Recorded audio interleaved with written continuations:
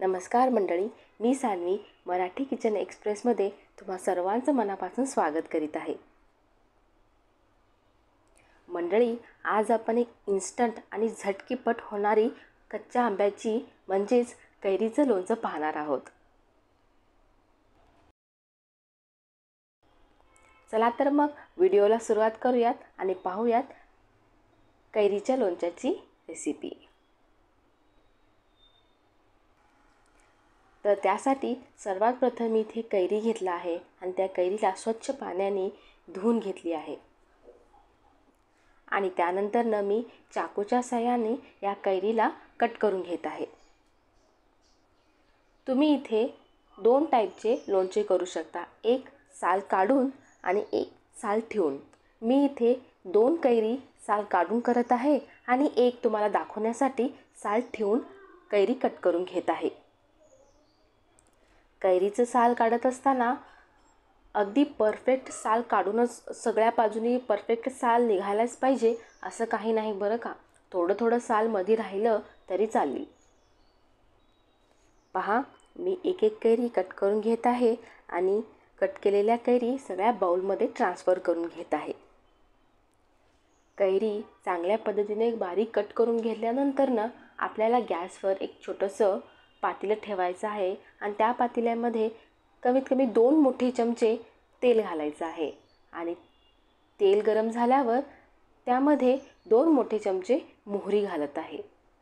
मोहरी चांगल्या पद्धतीने फुलल्यानंतर तुम्ही गॅस बंद करून घ्या आणि त्यानंतर मी इथे 2 चमचे लाल तिखट आणि 1 चमचा हळद घातली आहे।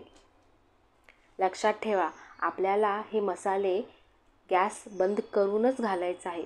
जर तुम्ही गॅस ऑन ठेवून हे सर्व मसाले घातलात तर आपले मसाले जळू शकतात आणि काळे कुट्ट होऊ शकतात, त्यामुळे गॅस बंद करूनच हे मसाल्यांचा वापर तेलामध्ये करा।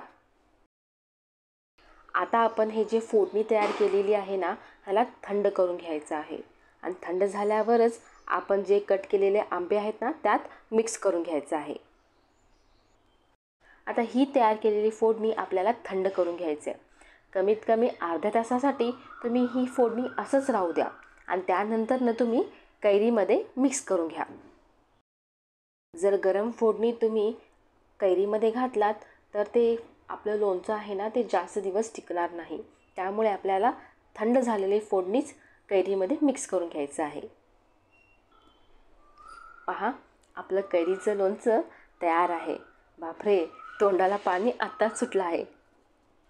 फोडणी चांगल्या पद्धतीने मिक्स केल्यानंतर मी इथे चवीनुसार मीठ आणि 1 चमचा एवढा साखर घातली आहे। याने जरा आंबट गोड खारट असं सगळं मिश्र असं चव येतं आणि खायला सुद्धा मजा येते।